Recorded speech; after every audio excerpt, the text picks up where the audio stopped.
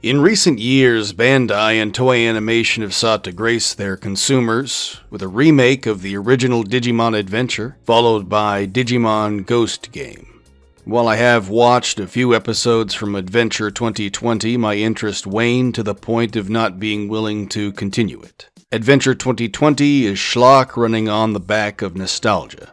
The purpose built into the original Digimon Adventure is not easily made transitory. Nor does one get the sense that said purpose is even well understood by whomever is conveying the modern franchise to its current audience, whomever that might be these days.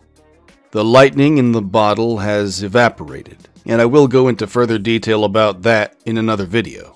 Here, however, I'll talk a bit about Ghost Game. Ghost Game is a show I have stuck with because I have found it passably entertaining. Unlike Adventure 2020, Ghost Game is trying something different. I use the word different purposely because Ghost Game is not necessarily doing anything new. Moreover, when I say entertaining, I don't mean that Ghost Game is great, or even that good. The show is fun, but it's unsophisticated. Ghost Game takes place in the not-so-distant future where new technology has been developed. Holograms are a pretty big thing, but with holographic technology becoming more widely accessible, paranormal phenomena known as hologram ghosts have begun to appear throughout the world. And their Ghost Game opens the door to a standard Monster of the Week ordeal.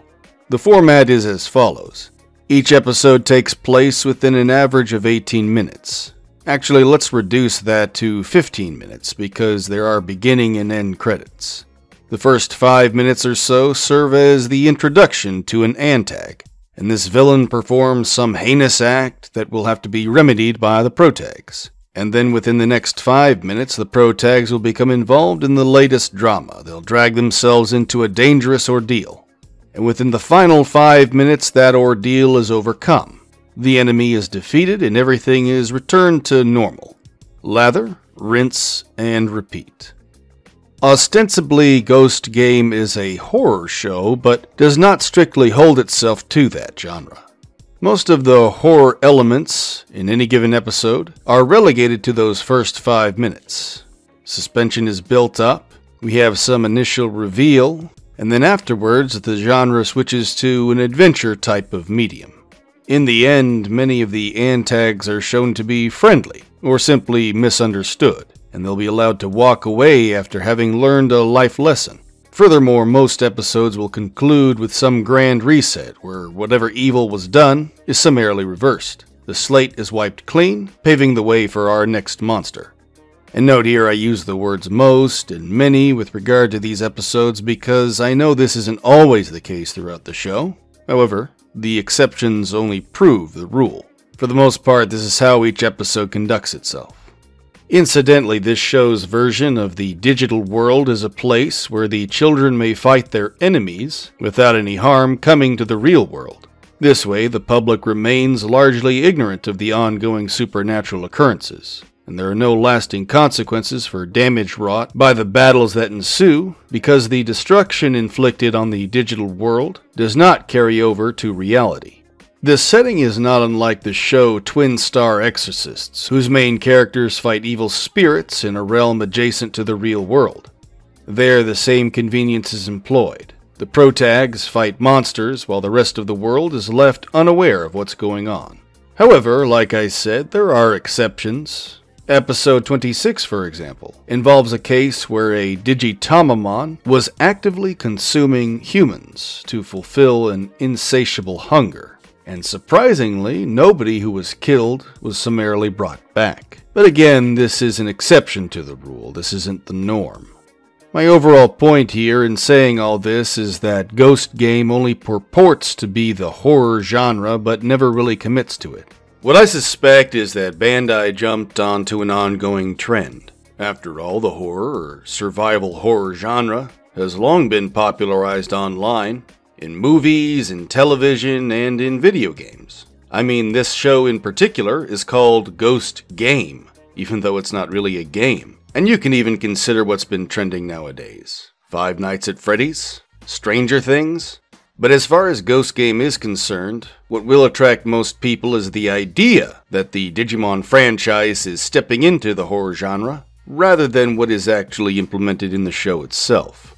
Recently, I watched a video by The Average Gatsby, whose commentary about Ghost Game left me with the impression that he was attracted to the idea, while at the same time, he did not go into much detail about whether or not the show actually lived up to that idea. As far as I can tell you, the show does not live up to that idea. I want to be clear on that, by the way. This is not Bandai or Toei Animation trying to do anything like was done in 1999.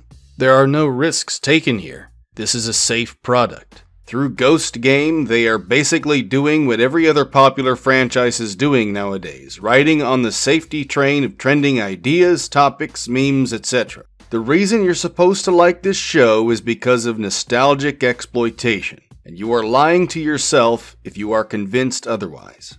That's why I say this is different for Digimon to do this, but it's not actually anything new by any means. Ghost or horror types of shows are a dime a dozen in both Eastern and Western animation. Obeying horror movie rules, I'm going to go out alone. You stay here while I go out looking for help. Okay.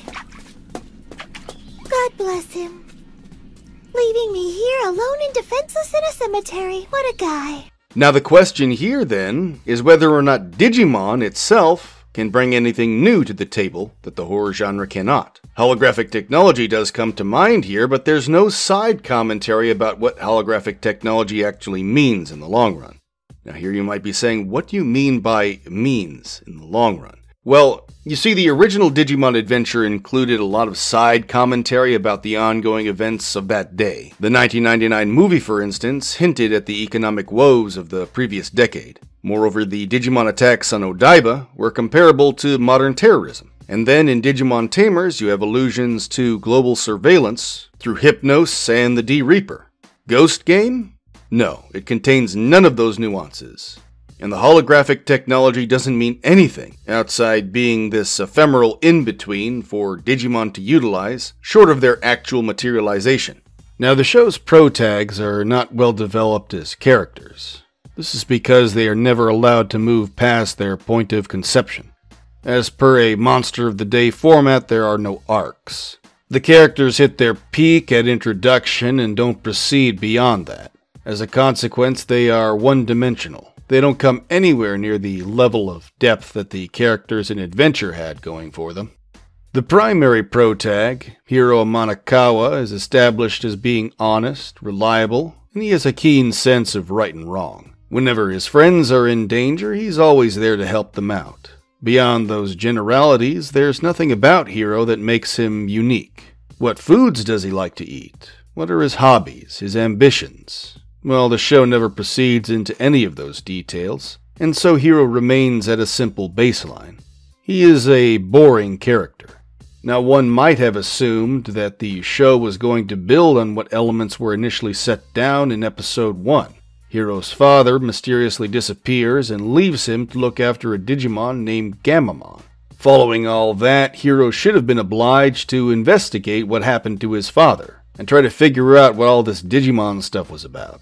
Sadly, Hiro is not a proactive character, and arguably none of the protags are.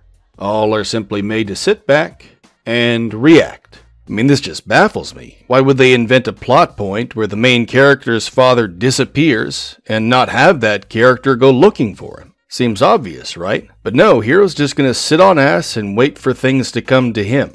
To be clear on that matter, when you write a character as a protagonist, there are two different avenues to be undertaken with regard to what their presence means to the story. The first avenue is proactivity, wherein the protag attempts to influence the world around him. And the second avenue is passive action, where the protag is made to react to the world's influence upon him. In Digimon Adventure, Taichi is an example of a proactive character, whereas Yamato is an example of a passive or reactive character. And so, as I said, all the characters in Ghost Game are passive, with the sole exception of Jellymon, who will often be responsible for landing the others in danger due to her antics. And funnily, this is what largely makes Jellymon a compelling character. And by extension, this is also what makes the show so entertaining. Unfortunately, having a cast of characters who are mostly passive means that the writers have given themselves permission to continually plot out a Monster of the Week format for as long as they please, until eventually they do get back to opening that mystery box they introduced at episode 1. Now, with age comes skepticism, and with skepticism comes great disregard to shows that hinge everything on a mystery box. In essence, all a mystery box is meant to do is to hook you in. And so episode 1 purposely throws much into the forefront. They want you to take the bait. You take the bait, but they're gonna take forever to give you an answer to what's inside that box. And from there on out, you're trapped in nostalgic limbo, left to point at the screen like a child every time you see something you recognize. Meanwhile, every now and then, the show might remind you that Hiro's father is still lost in the digital world. But sadly, Hiro doesn't take the time to go looking for him. Now, another character introduced is someone who may have had a reason to spur Hiro toward his goal. Ruli Tsukiyono, protag number 2. Ruli is established as being active on social media, and she takes a keen interest in the paranormal. Now, those interests might have compelled her to get on Hiro's case about looking into what his father was doing prior to his disappearance.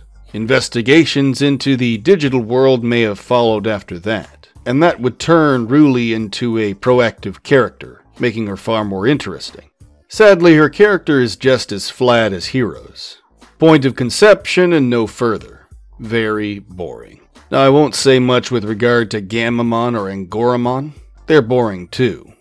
Gammamon's nuances are limited to his mixing the words chocolate and champion, and chewing on stuff he's not supposed to. Meanwhile, Angoramon sees fit to perform haikus at the end of every episode. Other than that, not much is going for him. Granted, episode 26 makes an attempt to expound upon his character, but the characterization is told to us.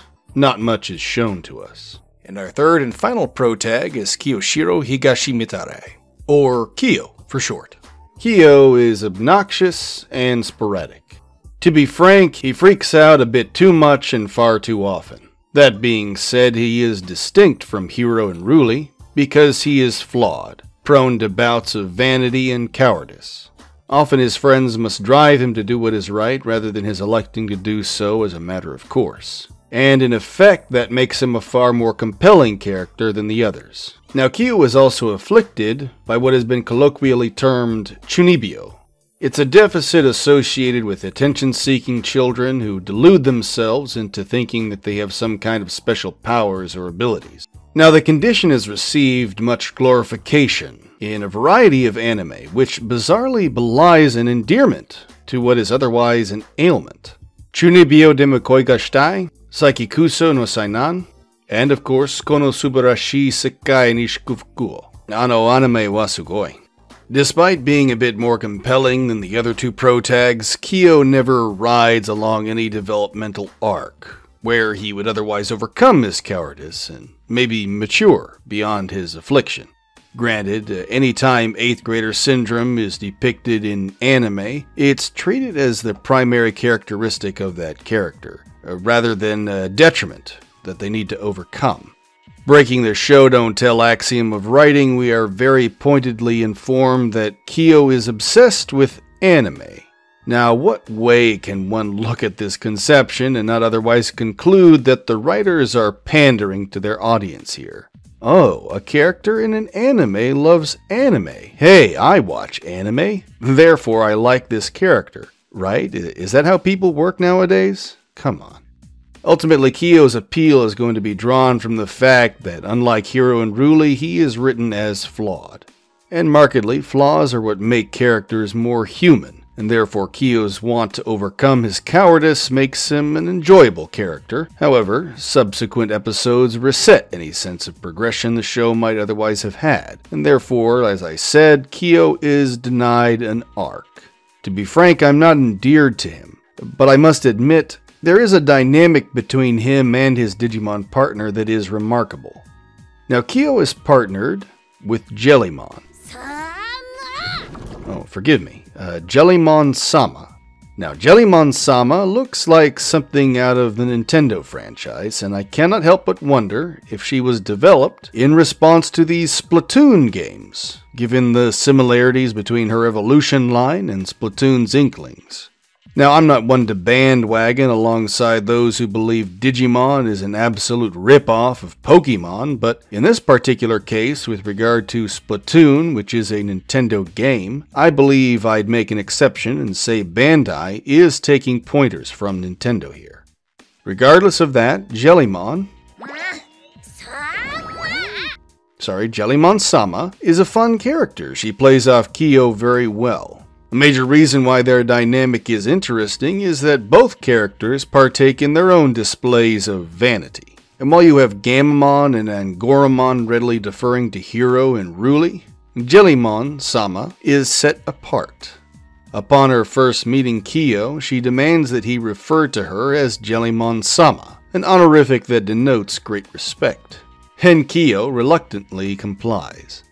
Moreover, she refers to him as darling, which I've taken to be indicative of Jellymon-sama promoting herself as posh. And why that would be appropriate is attributable to the bell-shaped heads of jellyfish. They look like crowns. Jellymon-sama might see herself as royalty, princess, or queen, in other words. Therefore, she is eager to be referred to with respect, and elegantly she refers to Kyo as Kyo and Jellymon's relationship is comparable to the kind of relationship we saw play out with Joe and Gomamon in the original Digimon Adventure. On occasion, Joe's uptightness would lead to Gomamon's teasing him. Episode 7 instanced this by having the pair of them butt heads. However, they eventually came to an understanding by the end of that episode, and their Gomamon was allowed to evolve into Ikakumon for the first time. In effect, Gomamon's playing off Joe made Gomamon appear far more distinct as a Digimon partner, since every other Digimon partner was apt to show far more deference. In Ghost Game, Jellymon's want to toy with Kyo, while seemingly cruel, will often result in Kyo's trying to be a better person and do what is right, despite whatever misgivings he has. In short, this is the best, and perhaps the only reason Ghost Game is enjoyable at all. The dynamic between Kyo and Jellymon. Ultimately, however, the spine of Ghost Game is supported by nostalgia and nothing more. To be frank, if Digimon were not in the title, I very much doubt anyone would give the show a second glance. It may otherwise have fallen to the wayside, in a manner not unlike another anime with Ghost in its title, that only received recognition because of how it was dubbed. Which way did he go? Now we'll never find out who the ghost is. I hope to God you're adopted.